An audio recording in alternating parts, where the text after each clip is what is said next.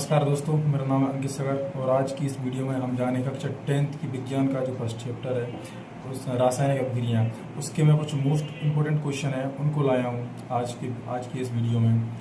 जो काफ़ी most important question है उनको मैं इसमें लाया हूँ और उनको आज हम देखेंगे, एक एक से समझेंगे बारी बारी से। ठीक है, ये वाले क्वेश्चन में कुछ क्वेश्चन लाया हूँ, ये वाले क्वेश्चन कर लिया आपने तो इसके बाद में आप फर्स्ट चैप्टर पढ़ने की कोई ज़रूरत नहीं है। लगभग 99% चैप्टर पूरा फिनिश हो जाएगा। तो आइए हम पढ़ते हैं। सबसे पहले हम आते हैं क्या है, कक्षा 10 सब्जेक्ट विज्ञान, चैप्टर है हमारा रासायनिक अभिक्रियाएं। तो पहला हमारा क्वेश्चन है कि निम्नलिखित को समझाइए। पहला संयोजन अभिक्रिया, सेकंड में वियोजन अभिक्रिया, वियोजन इसी को हम अपकरण अभिक्रिया भी बोलते हैं। फिर है विस्थापन अभिक्रिया और उसके बाद में हमारा ऊष्माक्षेपी अभिक्रिया एंड उसके बाद में हमारा ऊष्माशोषी अभिक्रिया। ठीक है, तो हम आइए ना बारी बारी से हम समझते हैं। पहला आता है हमारा संयोजन अभिक्रिया। संयोजन अभिक्रिया, संयोजन का अर्थ होता है कि किन्हीं चीज़ों का मिलना या फिर किन्हीं दो या दो से अधिक चीज़ों का मिलना या फिर जुड़ना। जैसे कि हम इसे समझ सकते हैं, संयोजन अभिक्रिया दो या दो से अधिक तत्व मिलकर एकल उत्पाद बनाते हैं, उन्हें हम संयोजन अभिक्रिया कहते हैं। इस अभिक्रिया में क्या होता है कि दो या दो से अधिक उत्पाद वो एक आपस में जुड़ेंगे, मिलेंगे और मिलकर जो एक उत्पाद का निर्माण करेंगे, उस अभिक्रिया को हम बोलते हैं संयोजन अभिक्रिया। ठीक है, जैसे उदाहरण में देखते हैं हम NH3 अमोनिया को हाइड्रोक्लोरिक अम्ल है, इन दोनों को मिलाया तो हमारा क्या बन गया NH4Cl यानी अमोनियम क्लोराइड, ये हमारा बन गया। तो इसमें क्या हो रहा है, दो तत्व अमोनिया और हाइड्रोक्लोरिक अम्ल, इनका क्या हो रहा है संयोजन, ये दोनों तत्व मिलकर एक एकल उत्पाद बना रहे हैं। इस अभिक्रिया को बोलते हैं हम संयोजन अभिक्रिया। नेक्स्ट आती है हमारी वियोजन अभिक्रिया। वियोजन का मतलब होता है टूटना, यानी वियोजन का मीन्स क्या होगा हमारा टूटना। इसको हिंदी में देखेंगे तो इसका मीन्स होगा टूटना। वियोजन अभिक्रिया क्या है, इसमें एक अभिकारक टूटकर दो या दो से अधिक छोटे उत्पादों में बट जाता है। इसमें क्या होगा, कोई एक बड़ा अभिकारक होगा, वो क्या होगा उसको हम ऊष्मा की उपस्थिति में रखेंगे तो वो क्या टूटकर दो या दो से अधिक उत्पादों में बट जाएगा। जैसे कि देखो इसका परिभाषा क्या है, इसमें एक अभिकारक टूटकर दो या दो से अधिक छोटे उत्पादों में बट जाता है। जैसे कि 2KClO3 पोटेशियम क्लोराइड को हमने ऊष्मा की उपस्थिति में रखा, ये एक उत्पाद है, एक अभिकारक है। ठीक है, ये टूट कर क्या होगा, दो उत्पाद बनाएगा छोटे छोटे, 2KCl और 3O2 पोटेशियम क्लोराइड और ऑक्सीजन बनाएगा। तो ये होती है हमारी वियोजन अभिक्रिया। ठीक है, नेक्स्ट विस्थापन अभिक्रिया का क्या होता है, विस्थापन का मीन्स होता है कि किसी एक तत्व की जगह पे दूसरा तत्व आकर जुड़ जाए, यानी किसी एक कोई तत्व पहले से वहां पर बैठा है उसकी जगह पर उसको हटा के खुद बैठ जाना, उसको बोलते हैं हम विस्थापन अभिक्रिया। इस अभिक्रिया में यही होने वाला है। जैसे कि मान लो विस्थापन अभिक्रिया लिखा है, क्या लिखा है इसमें, इनमें एक अभिकर्मक तत्व दूसरे अभिकर्मक यौगिक में से दूसरे तत्वों को विस्थापित करके स्वयं उसका स्थान ग्रहण कर लेता है। यानी कोई एक अभिकर्मक तत्व है, वो क्या करेगा, कोई यौगिक क्या होता है, दो तत्वों का योग, दो या दो से अधिक तत्वों का योग होता है यौगिक। तो उसमें से पहले से कोई एक तत्व होगा, उसको हटा के उसकी जगह पर खुद बैठ जाएगा, इसको बोलते हैं हम विस्थापन अभिक्रिया। ठीक है, जैसे कि मान लो दो तत्व ले लिए हमने, एक Fe लोहा और कॉपर सल्फेट है। ठीक है, इन दोनों का हमने अभिक्रिया करवाई तो क्या हो गया, ये यहाँ पे देखो दोस्तों, ये कॉपर था Cu, इसकी जगह यहाँ पे क्या लोहा है, ये कॉपर को हटा खुद बैठ जाएगा और कॉपर को हटा देगा। जैसे देखो CuSO4 था, अब ये कॉपर को हटाया यहाँ से तो ये क्या हो गया FeSO4, और ये कॉपर इसमें जुड़ा था वो अब क्या हो गया यहाँ से अलग हो गया। तो ये होती है हमारी विस्थापन अभिक्रिया। ठीक है, फिर होती है हमारी ऊष्माक्षेपी अभिक्रिया।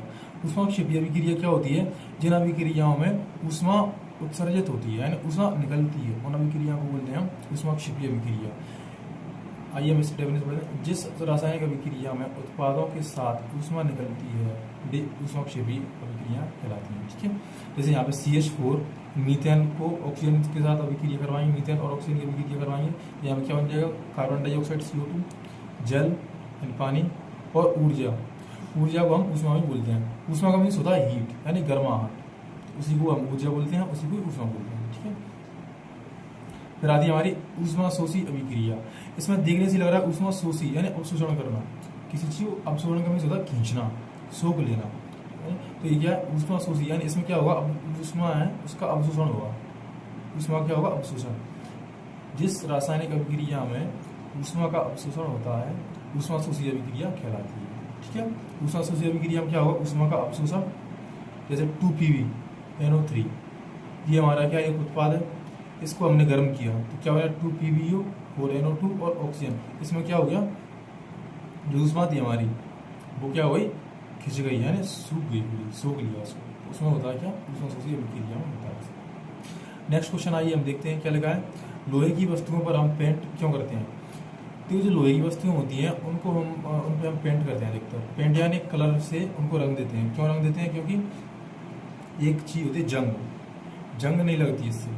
क्यों नहीं लगती, क्योंकि देखो लोहे की वस्तुओं को संचारण से बचाने के लिए, संचारण यानी जंग से बचाने के लिए एवं नमी के संपर्क में आने से बचाने के लिए लोहे की वस्तुओं पर पेंट किया जाता है। लोहे की वस्तुओं पर पेंट क्यों किया जाता है, जिससे हम उन वस्तुओं को संचारण यानी जंग से बचाया जा सके।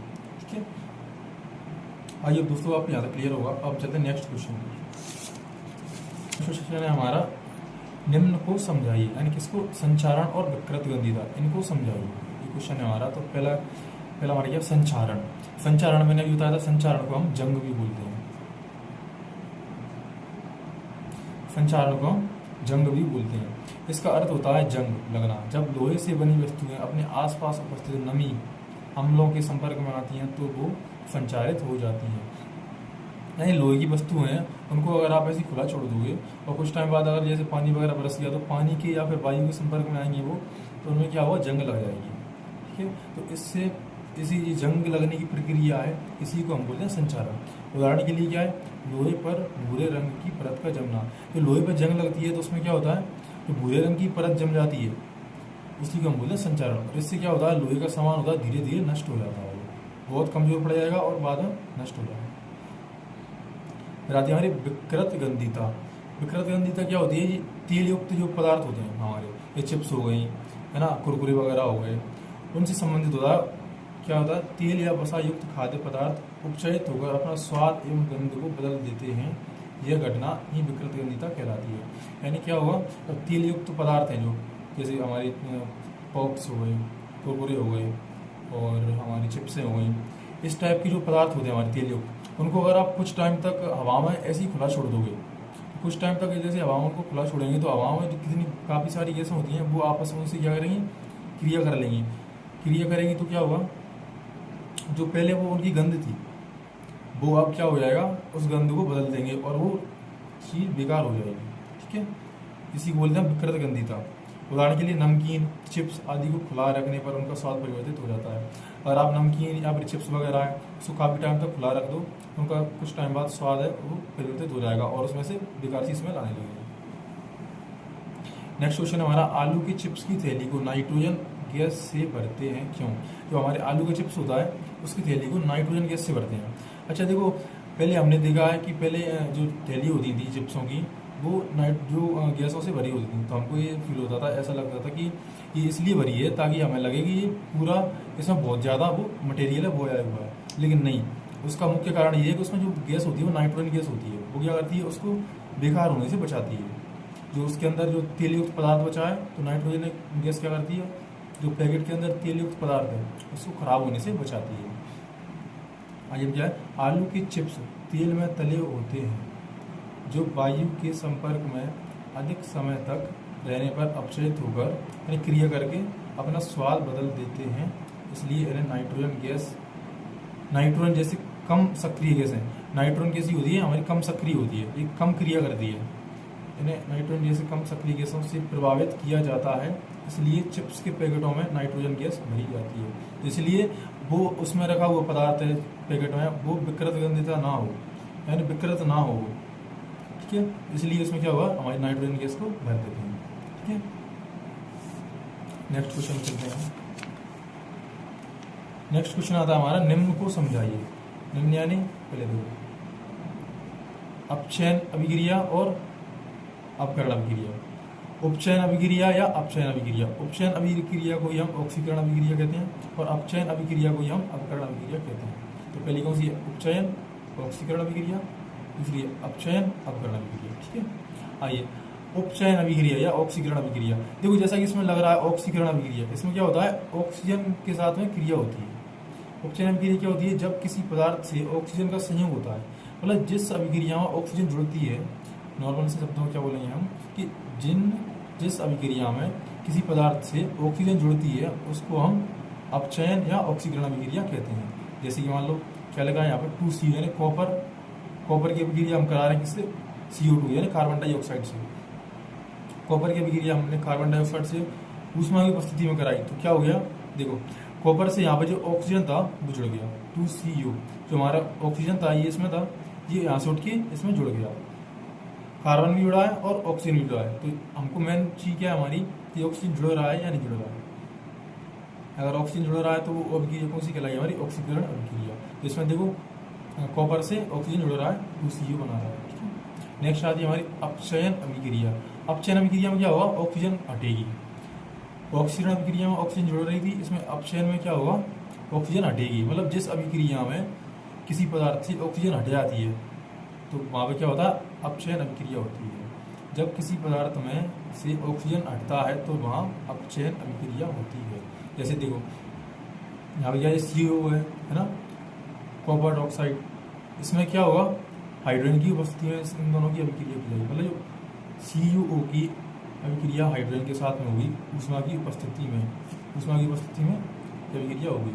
तो हमने क्या किया, तो ये क्या बन गया, देखो Cu जो कॉपर था उसके साथ ऑक्सीजन जुड़ा था, अब ऑक्सीजन Cu अकेला बच गया, ऑक्सीजन हाइड्रोजन के साथ में आ गया। तो ऑक्सीजन जो ऑक्सीजन था वो किसके साथ में आ गया, हाइड्रोजन के साथ में आ गया, तो H2O बना लिया इसने। यानी कहने का मतलब क्या है, यहाँ से ऑक्सीजन का क्या हो रहा है, ऑक्सीजन हट रही है यहाँ से। तो हम वही वाली बात कह रहे हैं कि जिस अभिक्रिया में ऑक्सीजन हटती है उस अभिक्रिया को हम अपचयन अभिक्रिया कहते हैं, ठीक है। नेक्स्ट क्वेश्चन है हमारा, जब लोहे की कील को कॉपर सल्फेट के विलयन में डुबोया जाता है तो विलयन का रंग क्यों बदल जाता है। मतलब जो लोहा है, लोहे की जो कील है उसको हम कॉपर सल्फेट के विलयन में डुबोएंगे तो विलयन का रंग बदल जाता है, ऐसा क्यों होता है। तो आइए अब देखते हैं। जब लोहे की कील को कॉपर सल्फेट के नीले घोल में डुबोया जाता है तो लोहा कॉपर सल्फेट के घोल से कॉपर को विस्थापित कर देता है। इसमें क्या होता है, जो लोहा है ना तो कॉपर से ज्यादा क्रियाशील धातु है। लोहा क्या है, कॉपर है हमारा, यह तांबा, इससे ज्यादा क्रियाशील धातु है। तो वो क्या करेगा, इस कॉपर को हटा के खुद कॉपर की जगह बैठ जाएगा। लोहा क्या करेगा, कॉपर को हटा के उसकी जगह पर खुद बैठ जाएगा, यानी कॉपर का विस्थापन कर देगा, ठीक है। कॉपर का क्या कर देगा, विस्थापन कर देगा, तो विस्थापित कर देता है। इस कारण से विलयन का रंग बदल जाता है। अब जो काम कॉपर कर रहा था वही काम अब लोहा करेगा, ठीक है। इसलिए इसका रंग क्या हो जाए, बदल जाता है। जैसे मान लो CuSO4 है कॉपर सल्फेट में, F यहाँ लोहा है, इसकी अभिक्रिया दोनों की कराई तो क्या होगा, Cu को हटा दिया इसने, Fe तो Cu की जगह पे Fe जाएगा, FeSO4 और Cu अलग हो जाएगा, ठीक है। तो आइए दोस्तों, आशा करता हूँ कि आपको ये वीडियो पसंद आई होगी।